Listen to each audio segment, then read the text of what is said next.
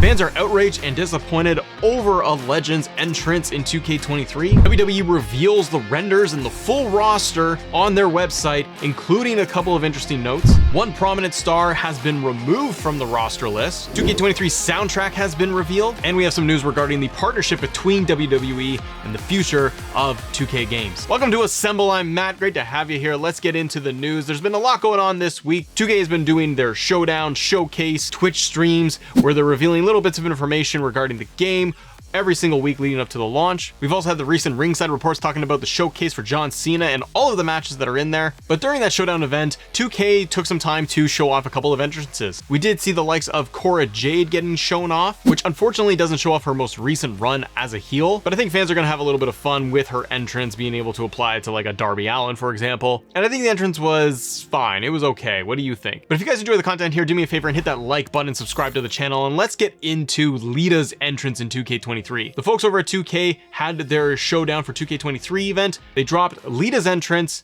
and ooh, fans got real hot about this one. But the first thing that's bothering me with a lot of the Legends that they're showing off, where we've had Brie, Nikki Bella, now Lita, they're doing the Tron thing and I'm not nuts on it. They have the Legends blue Tron with their name, and then it goes into their full Titantron. I know that's a small thing, but for me, I just don't like it. Just give me the full Titantron entrance as normal. Why do we have to have this weird logo blue thing going on with their name at the very beginning and then it cuts to the Titantron? I just feel like pick one, you know? But with Lita's entrance, a lot of people online have been very, very critical of this because number one, it's the same entrance since 2016. The folks over at 2K were so excited to be able to drop Lita's entrance. There was a little bit of moment there and I watched it live where I think people were kind of like, oh great, we're gonna see the updated new returned Lita when she had her last match against Becky Lynch. And seeing the disappointment online and in the chat itself, fans are really critical with how this looks, how Lita's face model is captured,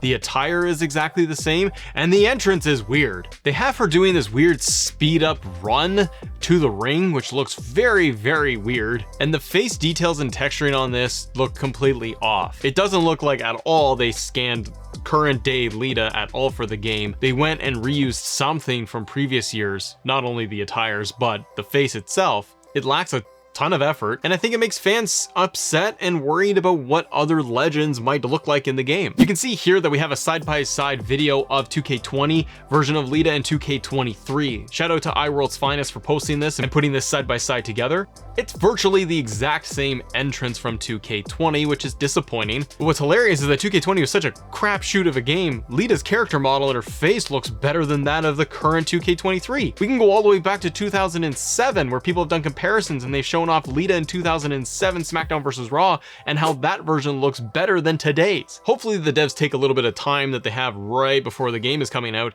to make these fixes and changes, like the speed up running motion of her entrance and fixing up the face details too. How can we nail other Legends, even on the men's side, from your Stone Cold Steve Austin's Rocks and so on, but they dropped the ball with this, with Lita. And once again, the gear itself being recycled and reused, to me, it just shows laziness on the part of the devs that they couldn't even just swap out some of the gear and put in a different t-shirt or something for her. The only hope I think fans have is one, that 2K patches and updates some of the models like Lita to make them look way more accurate. Two, I think when it comes to Lita specifically, when it comes to the showcase, we are gonna get Edge versus John Cena on two different occasions. We are gonna get the New Year's Revolution match and SummerSlam, where Lita was wearing different gears for both of those, and you can see by her Titantron, she is right around that period of rated R superstar Edge. So there's a good chance that we're going to see different models of Lita being added in or being made available during the showcase to unlock. It's a video game, it's a character model, I understand, but it's attention to detail like this that is lacking that gets fans very upset. And there are fans of Lita's, diehard fans out there, that wanted to see her character model, wanted to see something new and fresh, maybe the one from her recent return, and we got none of that. And we got something that looks worse than video games that are over a decade old. Comment below your thoughts on Lita's entrance and capture and all of that, because I'd love to know about it. We can have a further conversation. Let's switch gears and talk a little bit about the roster, because there's some interesting notes here. WWE themselves on their website released a full breakdown of all of the renders and confirmed superstars for 2K23. What's exciting to me with these renders and what WWE has posted, it gives us an idea that these could be the outfits, the attires that the superstars are going to be wearing in the game, so they're fairly modern, which is great. What's interesting is some of the differences we see from some of the revealed superstars entrances and matches, like Charlotte Flair, and we look at Charlotte's rendered image posted by WWE. The attires are entirely different for this, so it makes me hopeful that we're going to see alt attires, or that they are going to get updated before the game is released. And based on the roster reveal list, we can see that we're going to get Outsiders version Kevin Nash and NWO version Kevin Nash. Same thing goes for Scott Hall. And with the original roster reveal done by 2K, we saw that they posted Nikki ASH made available, but they didn't give us Nikki Cross. From WWE's website, they did confirm we are going to be getting Nikki Cross in the game too. Now, there's one name that did pop up on 2K's list for the roster reveal, but then was removed. We're talking about Scarlett, managing Karrion Kross. Now, fans got excited like I did that we were going to be able to have Scarlett as a playable character in 2K23. That doesn't seem to be the case anymore. Once WWE released the full roster breakdown on their website, Scarlett has been removed. News outlet WrestleZone reached out to 2K about Scarlett in 2K23, revealing that she is still in the game as a manager. Scarlett was removed from the WWE 2K23 roster list since managers are not considered to be active competitors in the ring.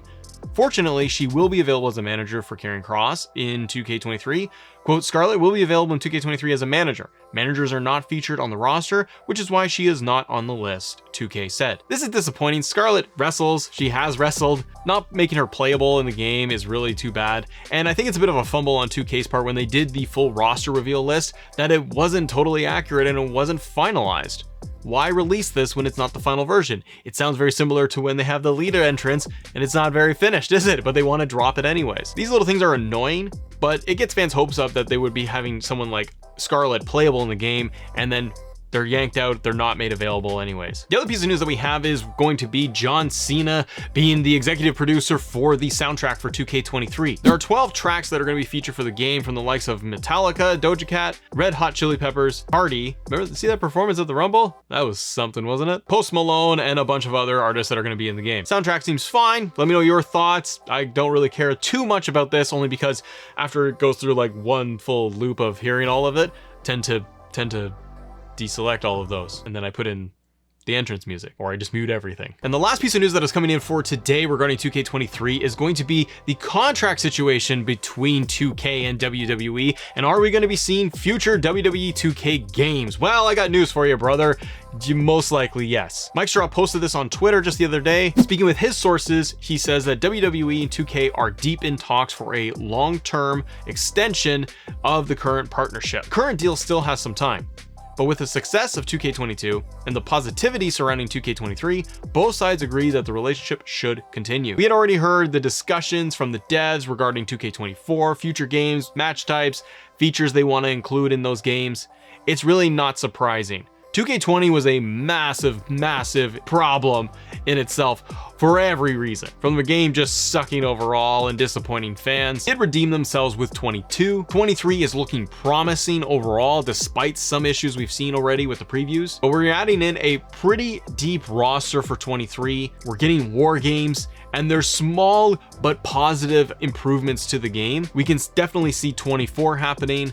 And I really wouldn't be surprised if they signed another 3 to 5 year extension, which could be good or bad for players, because sometimes you want to be able to see a different developer take a crack at a game like this and see what they can do with it. But as always, let me know your thoughts on Lita's entrance, the roster updates, more ringside reports coming out probably by next week as well. We'll have it covered here on the channel. Thanks for watching. And for more info regarding the showcase, the full match list, the breakdowns, everything you need to know, click this video right here. It's got everything covered. I'll see you on the next one. Bye.